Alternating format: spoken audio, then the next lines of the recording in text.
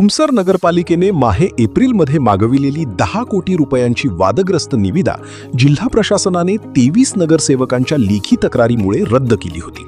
मात्र चौकशी विचाराधीन न ठेवता जिल्हा नगर विकास विभागाने चक्क एकाच दिवसात शुद्धीपत्रक देऊन काढलेली तीच फेर निविदा राज्य शासनाच्या बंधनकारक अटीशर्तीच्या शासन निर्णयात पुन्हा अडकली आहे.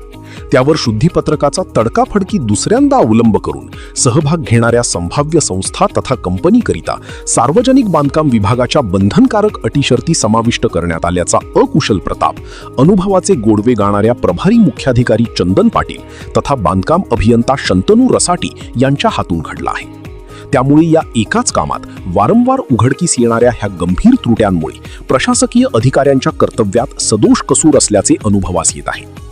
तर याच निविदेवरून नगराध्यक्ष सागर गभनी व निविदेविरोधात असलेल्या 23 नगरसेवकांमधील राजकीय शीतयुद्ध पुन्हा चव्हाट्यावर आले आहे.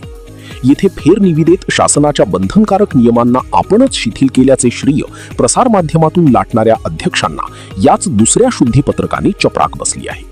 कामाची गुणवत्ता आणि कंत्राटदारांवर दायित्वाचे वचक घालणाऱ्या अटी निविदेत पुन्हा समाविष्ट झाल्याने त्या कुणाकरिता शिथिल करण्याचा बेत होता, बांधकामाच्या गुणवत्तेशी तडजोड का केली गेली व पालिका प्रशासन राजकीय दबावात येऊन वारंवार तांत्रिक चुका का करते याचा अद्यापही खुलासा झालेला नाही.